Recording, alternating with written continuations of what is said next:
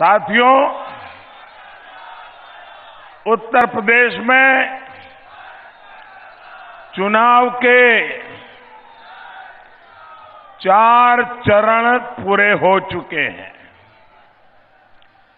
चारों ही चरणों में लोगों ने एकजुट होकर बीजेपी को अपना आशीर्वाद दिया है। जो गौर परिवारवादी सोच रहे हैं कि यूपी के लोग बट जाएंगे, बिखर जाएंगे, देश हित को भूल जाएंगे, उत्तर प्रदेश के हितों को भूल जाएंगे, अपने इलाकों के हितों को भूल जाएंगे, उन सबके सारे गणित उल्टे पड़ गए हैं। उन्हें सच्चाई का पता 10 मार्च को लग जाने वाला है भाई। और इसलिए इस बार उत्तर प्रदेश रंगों वाली होली 10 मार्च को ही मनाना शुरू कर देगा। अमेठी, सुल्तानपुर के लोग तो जानते ही है कि परिवारवादियों की हमेशा से ही ये दिक्कत रही है।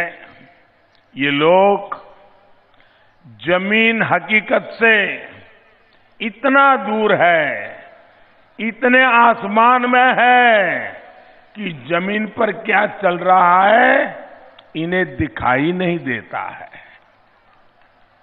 साथियों, आज दशकों बाद यूपी में ऐसा चुनाव हो रहा है जब कोई सरकार अपने किए विकास कार्यों के आधार पर गरीबों के हित में किए गए कार्यों के आधार पर आज आपसे वोट मांग रहा है।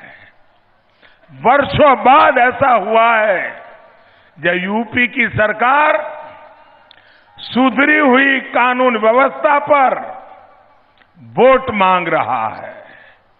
वर्षों के बाद ऐसा हुआ है जब यूपी में दंगे रुके हैं, अपराधियों की हिम्मत पस्त हुई है। वर्षों बाद ऐसा हुआ है जब मुख्यमंत्री अपने परिवार को आगे बढ़ाने भ्रष्टाचार का आरोप ऐसी किसी भी मुसीबत को इस चुनाव के मैदान में झेल नहीं रहा है। और वर्षों बाद ऐसा हुआ है जब गरीब मध्यम वर्ग खुद आगे आकर कह रहा है आएगी तो एनडीए ही, आएगी तो एनडीए ही, आएंगे तो योगी ही। भाई और बहनों, जो ये परिवारवादी लोग होते हैं वो सत्ता में इसलिए आना चाहते हैं ताकि अपनी और अपने परिवार की ताकत बढ़ा सके और राजा महाराजा की तरह आप पर राज कर सके। हमें किसी ताकत के लिए सत्ता नहीं चाहिए, ना ही हमारी ताकत कोई बाहुबली या माफिया है। हमारी ताकत उत्तर प्रदेश की जनता है। उत्तर प्रदेश क्या गरीब है, उत्तर प्रदेश की माताएं बहनें हैं। वो आज देख रहा है कि कैसे बीते 5 सालों में भाजपा सरकार ने उसकी भलाई के लिए काम किया है। वो जानता है कि हर सुख दुख में हमारी सरकार उनके साथ खड़ी रही है। वो जानता है कि सरकार की योजनाओं का लाभ देने में हम कभी भी न जाति देखते हैं न मजहब देखते हैं। हम सिर्फ ईमानदारी से जो भी गरीब है, जो भी योजना का हकदार है, उसकी आवश्यकता की पूर्ति का प्रयास करते हैं। इसलिए आज यूपी के लोग भाजपा को दिल से इतना आशीर्वाद दे रहे हैं। भाइयों और बहनों, आज का दिन 24 फरवरी मेरे जीवन का विशेष दिन है,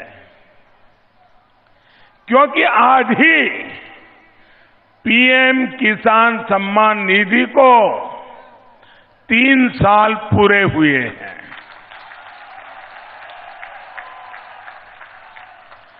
जब 2019 में हमने ये योजना शुरू की थी तो कई लोग अफवाहें फैला रहे थे, भ्रम फैला रहे थे कि ये तो 2019 के चुनाव के पहले मोदी लाया है, एक बार चुनाव हो जाएगा फिर मोदी बंद कर देगा। और कुछ हमारे विरोधी लोग हैं ना, वो तो दिन रात इसको चला भी रहे थे। लेकिन भाइयों बहनों, हम जो काम करते हैं सोच समझ करके करते हैं, ईमानदारी से करते हैं और लोगों की भलाई के लिए करते हैं। और आपने देखा, चुनाव हो गया, हम जीत भी गए, लेकिन जो योजना शुरू की थी 3 साल से अनवरत, इस योजना का पैसा सीधे किसानों के बैंक खातों में जा रहा है। यहां अमेठी के किसानों को भी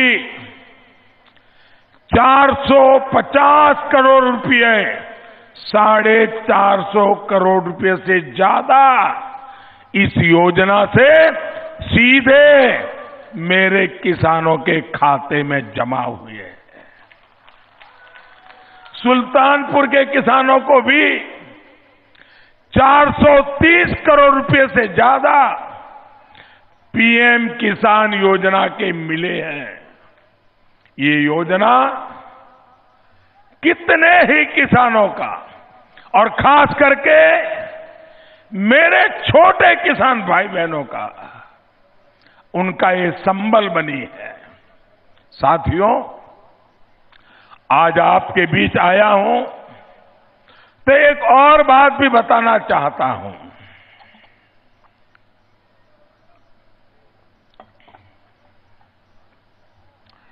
आज से 20 साल पहले 24 फरवरी की ही वो तारीख थी जब मैं पहली बार विधायक बना था।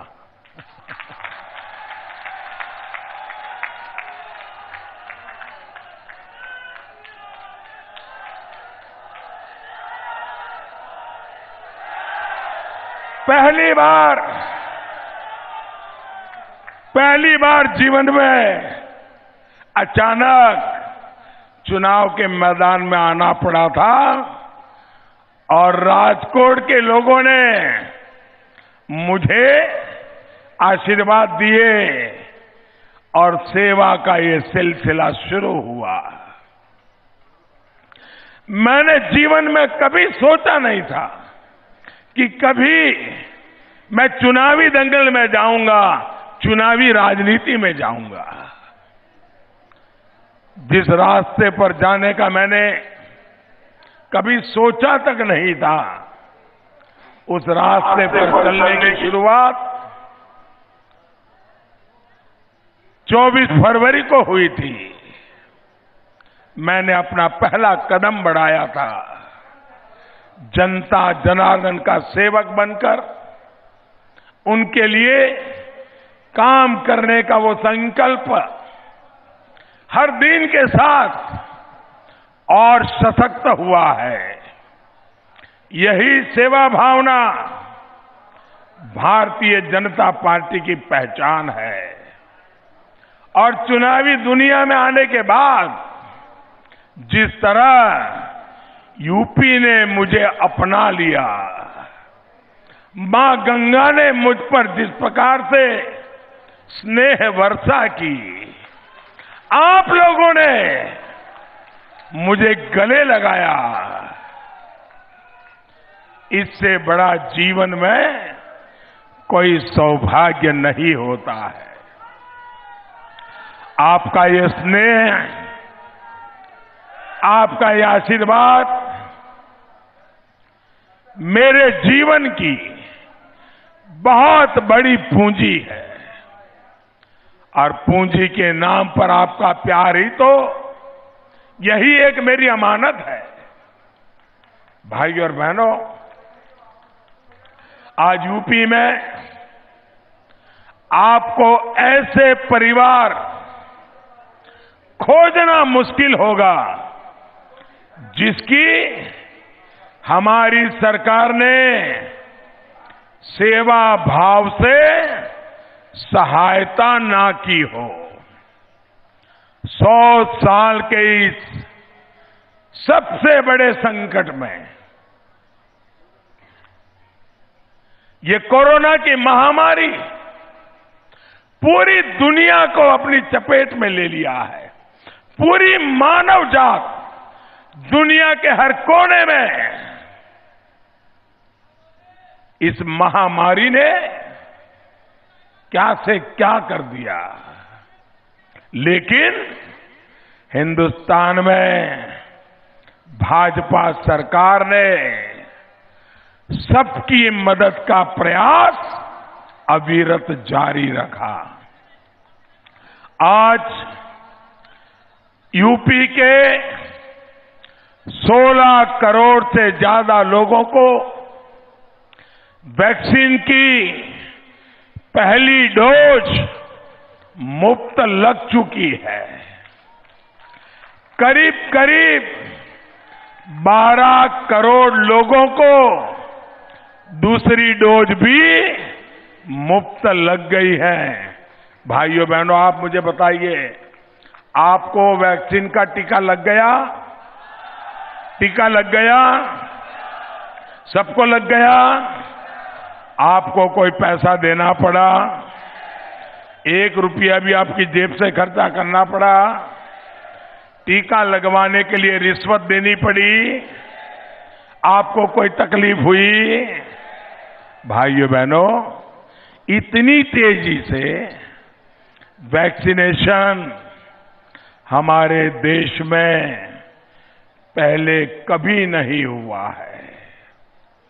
इसी वैक्सीन ने कोरोना से लड़ने की ताकत हर एक नागरिक में बढ़ा दी है।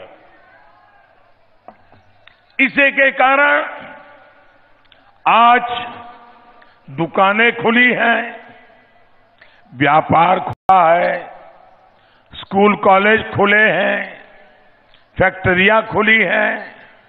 साथियों, इन परिवारवादियों का वैक्सीन को लेकर जो रवैया रहा है, वो भी पूरे उत्तर प्रदेश, पूरे देश ने देखा है। इन लोगों ने भारत में बनी वैक्सीन को बदनाम करने की भरपूर कोशिश की और यहां तक कह दिया, आपको याद है ना, यहां तक कह दिया ये भाजपा की वैक्सीन है, ये तो भाजपा की वैक्सीन है। और कुछ लोगों ने कहा ये तो भाजपा की वैक्सीन है, हम नहीं लगाएंगे। कोशिश यही थी, उनका इरादा यही था कि लोग डर जाएं, राजनीति का रंग लग जाए और लोग वैक्सीन न लगवाएं, और वैक्सीन न लगे, कोरोना का हमला होता रहे, लोग मुसीबत में फंसते रहे और मोदी बदनाम होता रहे, योगी बदनाम होता रहे, तबाही होती रहे। भाइयों बहनों, क्या ये सोच अच्छी है? क्या किसी का बुरा सोचना ये अच्छी बात है? क्या ऐसे लोगों को माफ किया जा सकता है? क्या इन्होंने गुनाह किया है कि नहीं किया है? ऐसे गुनहगारों को आपका वोट मांगने का हक है क्या? लेकिन इन लोगों की इज्जत ही इतनी जमीन पे पहुंच गई है, इनकी क्रेडिबिलिटी इतनी खराब है कि खुद इनकी पार्टी के लोगों ने भी, इनके कार्यकर्ताओं ने भी उनकी बात नहीं सुनी और वैक्सीन लगवा दी। ये परिवारवादी बहकाते रहे, लेकिन उनके कार्यकर्ताओं ने भी रजिस्ट्रेशन करवाया और उन्हें भी कोरोना वैक्सीन की डोज ले ली। साथियों, भारत ने जिस तरह दुनिया का सबसे बड़ा वैक्सीनेशन कार्यक्रम चलाया, उस पर हर भारतीय को गर्व है।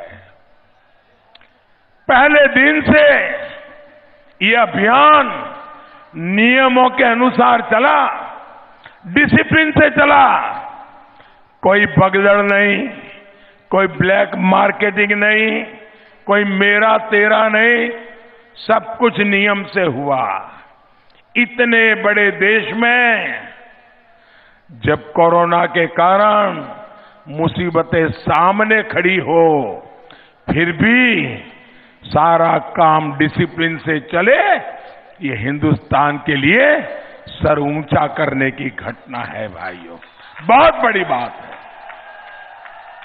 और आप खुद भी गवाह है कि जब वैक्सीनेशन शुरू हुआ तो मोदी खुद दौड़कर सबसे पहले वैक्सीन लगवाने के लिए नहीं पहुंचा। हमने पहले स्वास्थ्य सेवाओं से जुड़े लोगों को, सफाई कर्मचारियों को, बुजुर्गों को, गंभीर बीमारी से ग्रसित लोगों को वैक्सीन लगवाने का मौका दिया। ये परिवारवादी सरकार में होते तो सारी लाइनें तोड़कर खुद सबसे पहले वैक्सीन लगवाते। आप ये भी देखिए, मैंने भी वैक्सीन तब लगवाई जब नियम से मेरा नंबर आया। आप सबको मालूम होगा, अब मेरी मां 100 साल की उम्र है, उन्होंने भी लाइन नहीं तोड़ी, उन्होंने भी जब उनका नंबर आया नियम से तब वैक्सीन लगवाई। इतना ही नहीं, अभी बूस्टर डोज, तीसरे डोज की चर्चा चल रही है। मेरी मां ने नहीं लगवाया क्योंकि उम्र 100 साल है, लेकिन कोई और बीमारी नहीं होने के कारण उनका नंबर नहीं लगता है, तो उन्होंने नहीं लगवाई। कानून नियमों का पालन प्रधानमंत्री भी करता है, प्रधानमंत्री की 100 साल की उम्र की मां भी करती है।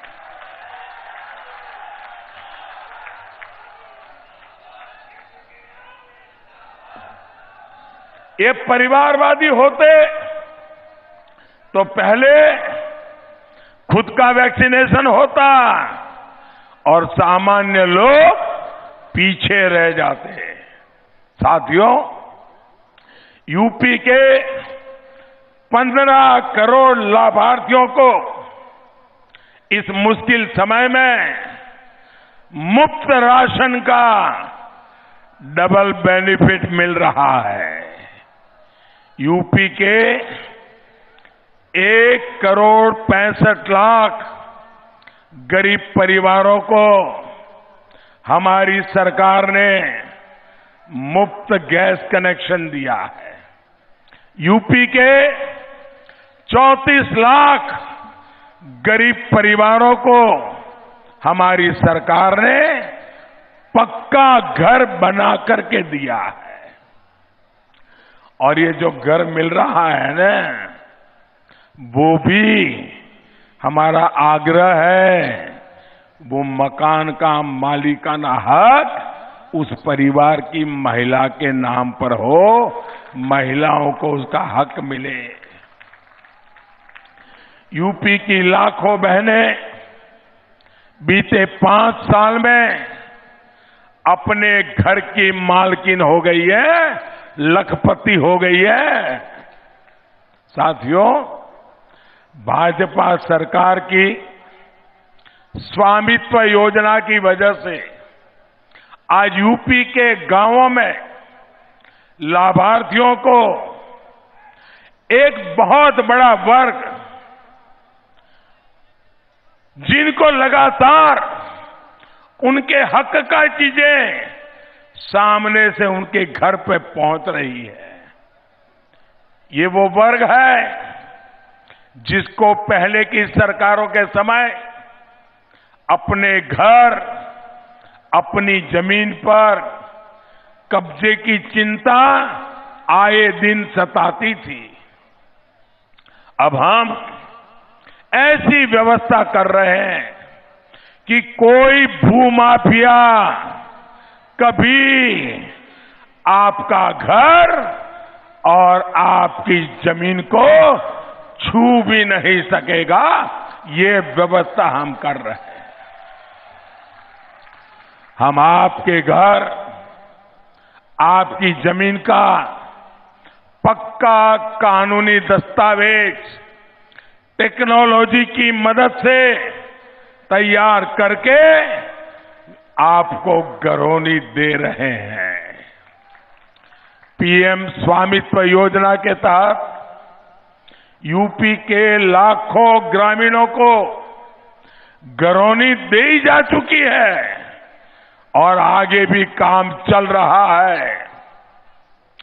बाकी गांवों में भी ड्रोन के माध्यम से ये काम, ये आचार संहिता के कारण अफसर जरा दूसरे कामों में, इलेक्शन कमीशन की सेवा में है, लेकिन जैसे ही चुनाव का काम पूरा होगा, धनाधन ये काम फिर से शुरू हो जाएगा।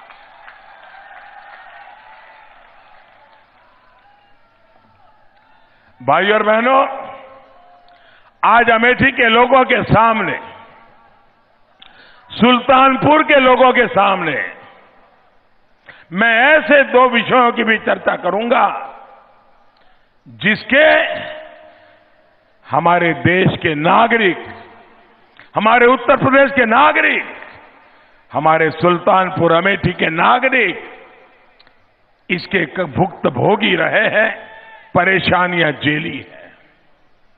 ये विषय है और वो देश के सामने, लोकतंत्र के सामने बहुत बड़ी चुनौती है। और मैं चाहूंगा कि मेरे जो नौजवान है वो मेरी इस बात पर गौर करे, उस पर जरूर ध्यान दें। साथियों, ये विषय है पहला, वोट बैंक की पॉलिटिक्स, और दूसरा परिवारवादी राजनीति। जब मैं 2 विषयों की चर्चा करता हूं तो ये परिवारवादी लोग मुंह पर ताले लगा देते हैं और उनके जो इकोसिस्टम है ना, वो भी बात को उलट करके दूसरी दिशा में ले जाती है। आप देखिएगा ये लोग कभी इसका जवाब नहीं देते, क्योंकि इनके दिल में खोट है। साथियों, वोट बैंक की पॉलिटिक्स और परिवारवादी राजनीति दोनों ने देश का बहुत ज्यादा नुकसान किया है। जब आप वोट बैंक की पॉलिटिक्स करते हैं, किसी का तुष्टीकरण करते हैं, तो इसका सीधा मतलब ये होता है कि समाज के एक बड़े वर्ग से आप विकास का हक छीन रहे हैं। जब आप परिवारवादी राजनीति करते हैं तो इसका सीधा मतलब ये होता है कि आप किसी साधारण व्यक्ति से आगे बढ़ने का अधिकार छीन रहे हैं। साथियों, एक समय था जब इन नेताओं ने वोट बैंक पॉलिटिक्स को, तुष्टीकरण को बढ़ावा दिया, उसे खाद पानी दिया। आज वोट बैंक की इसी पॉलिटिक्स ने, तुष्टीकरण की इसी राजनीति ने इन नेताओं को, इन राजनीतिक दलों को अपना बंधक बना दिया है, बंधक बना दिया है।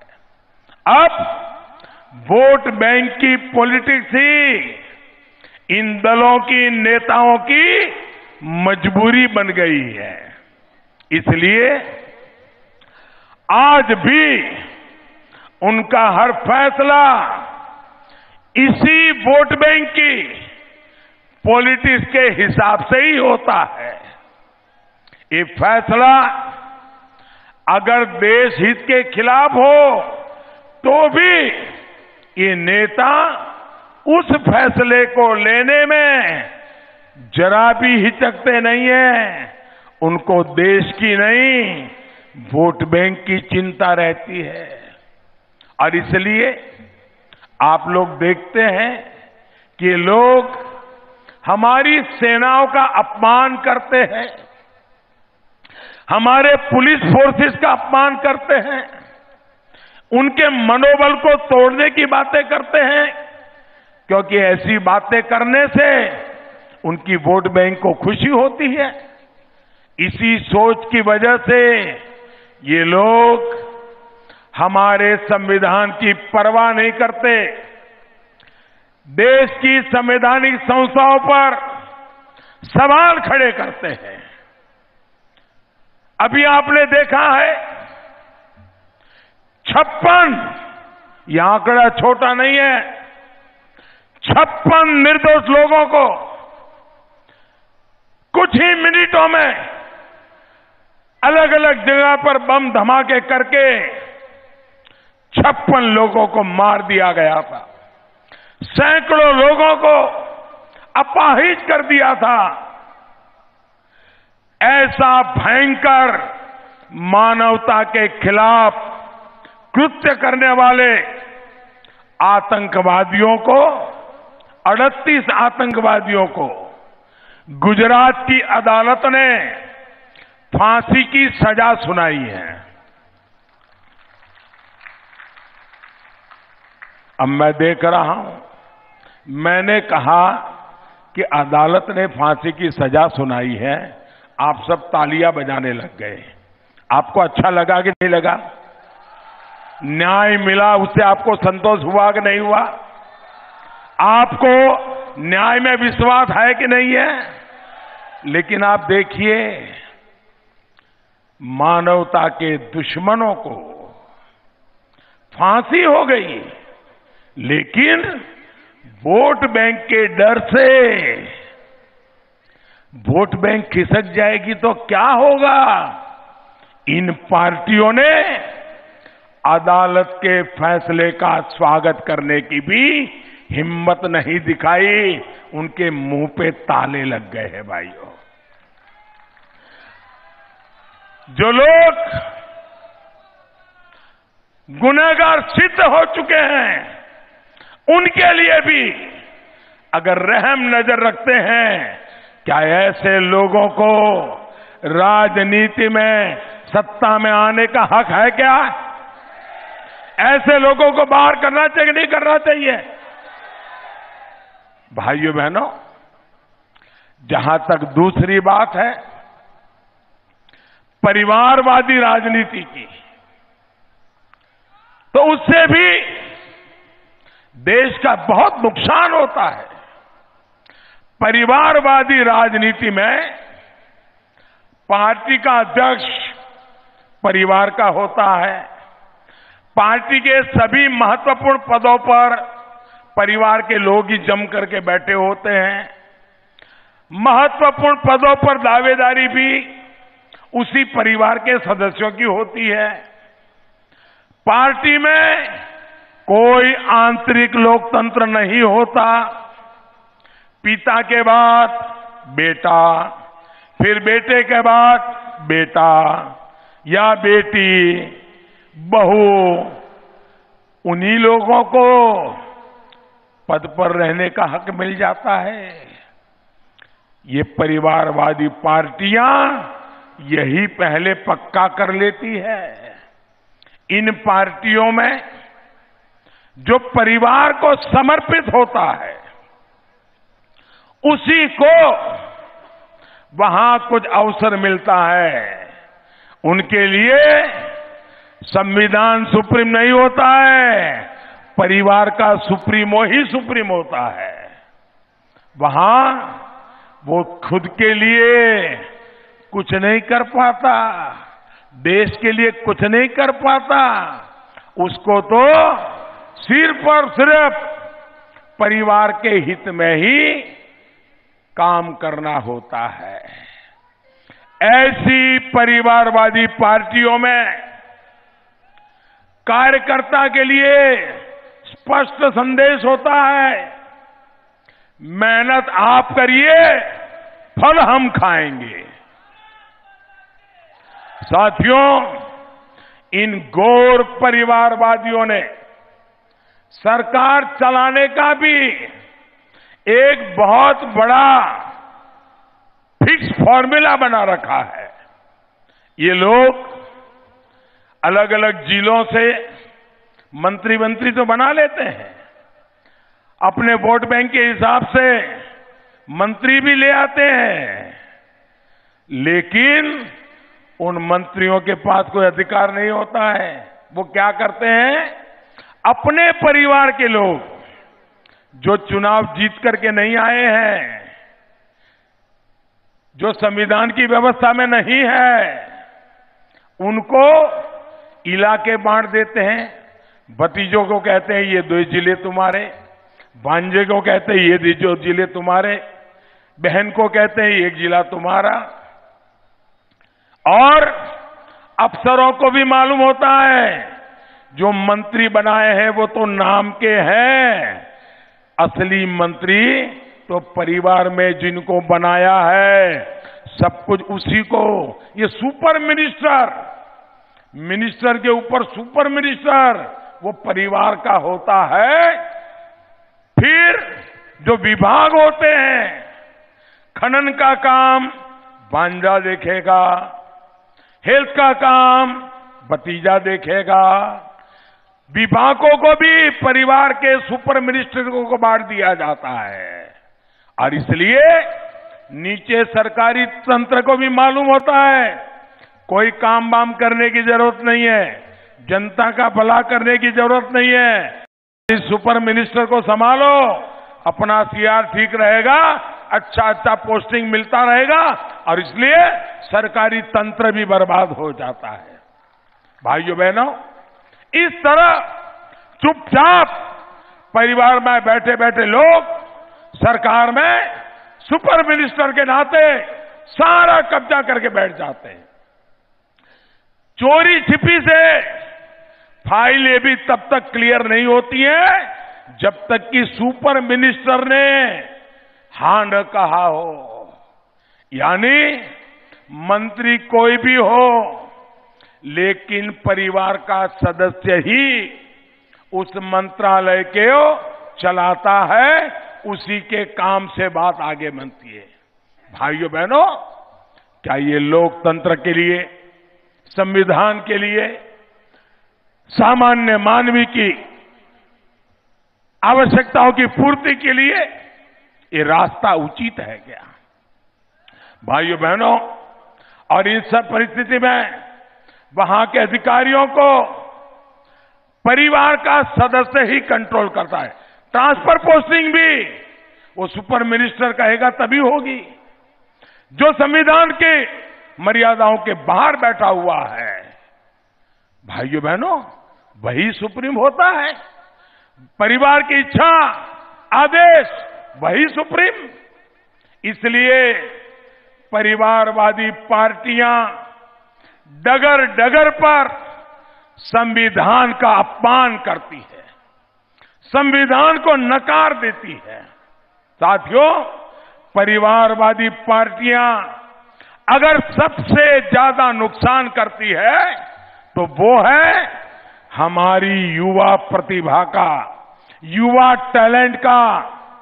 जबकि आप देखेंगे भाजपा में आज कोई अध्यक्ष है, कल कोई और अध्यक्ष बन जाता है।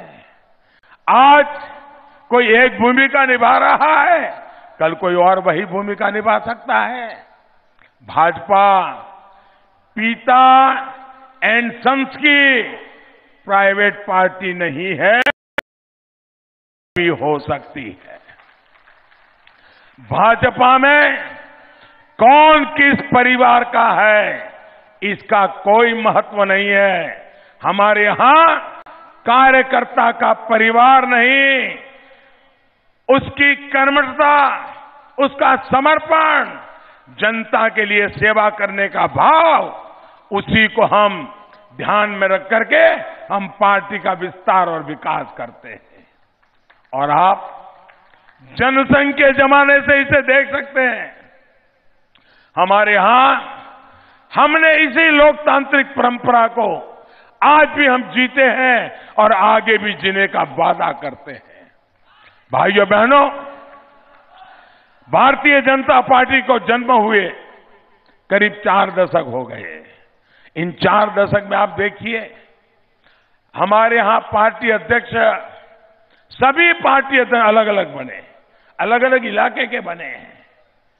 कोई किसी परिवार के प्रभाव में हमारा अध्यक्ष नहीं बना है।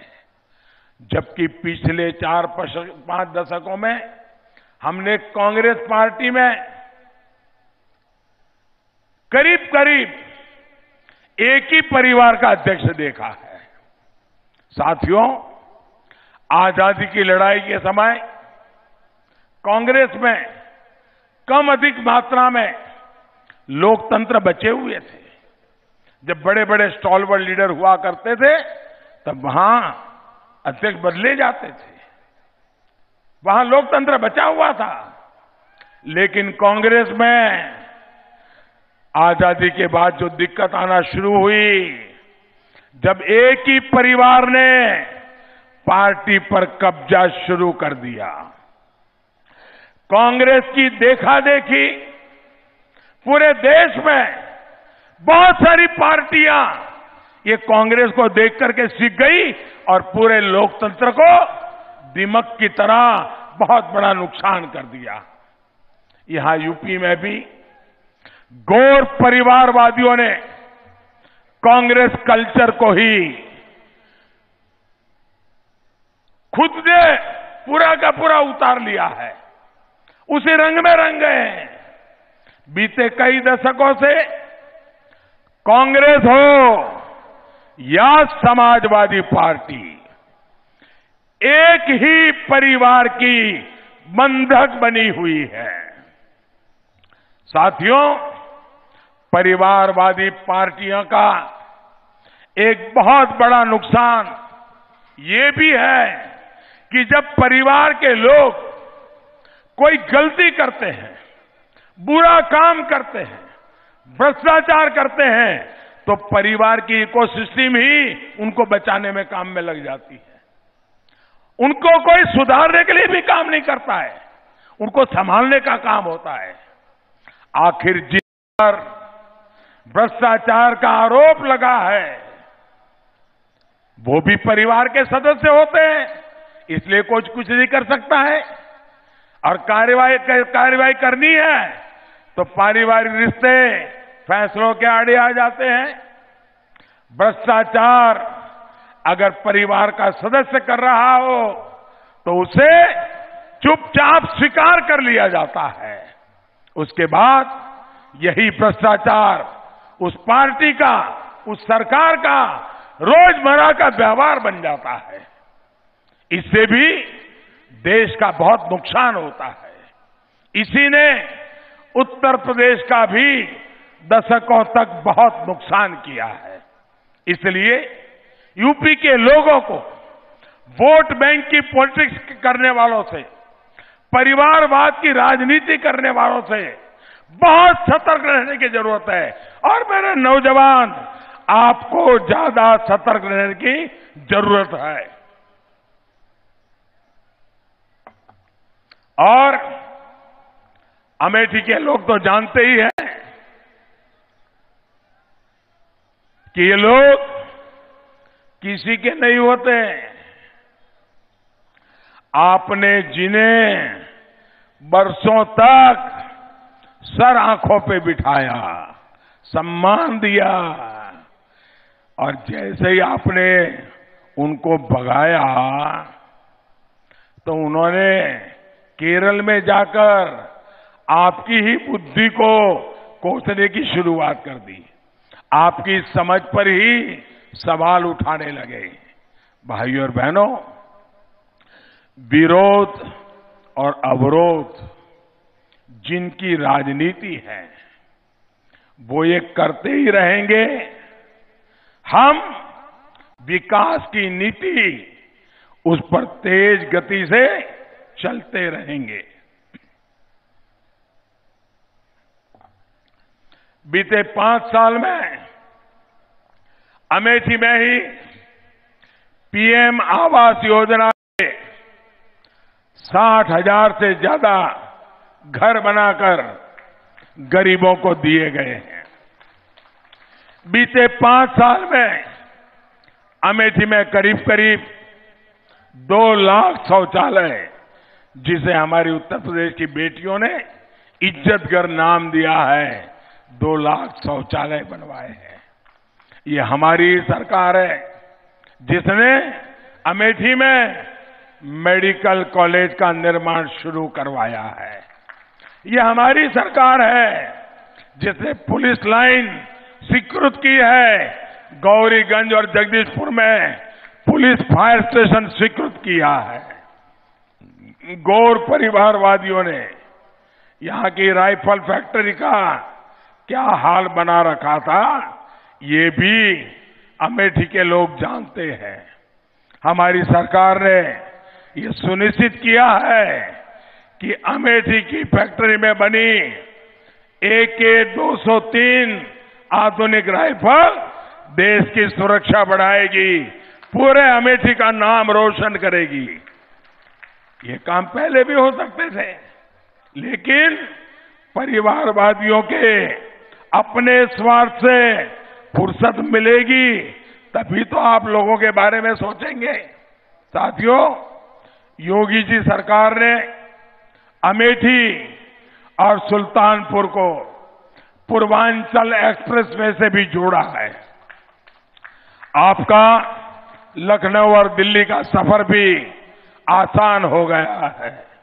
यहां के किसानों और पशुपालकों का दूध, फल, सब्जी तेजी से बड़े बाजारों तक पहुंचने का रास्ता बना है। अब हम इसके इर्द गिर्द बहुत बड़ा औद्योगिक गलियारा भी बनाने वाले हैं। इससे रोजगार, स्वरोजगार के अनेकों अवसर यहां खुलने वाले हैं। साथियों, ये जितनी भी परियोजनाओं पर डबल इंजन की सरकार काम कर रही है, वो तभी पूरी हो सकती है जब यहां कानून का राज होगा। उत्तर प्रदेश का कोई भी मतदाता यहां ऐसी सरकार नहीं चाहता जो यूपी के संकल्पों के सामने रोड़ा बनकर के खड़ी हो जाए।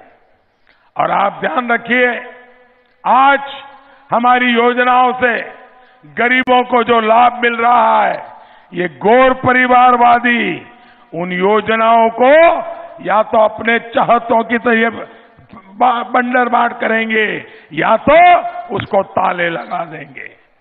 केंद्र की योजनाएं यूपी में लागू ना हो, क्या ऐसे दिन आप उत्तर प्रदेश में चाहते हैं? डबल इंजन सरकार का डबल बेनिफिट मिलते ही रहना चाहिए, ये हमारा संकल्प है। इसलिए आपको भारी संख्या में भाजपा के पक्ष में वोट डालना है।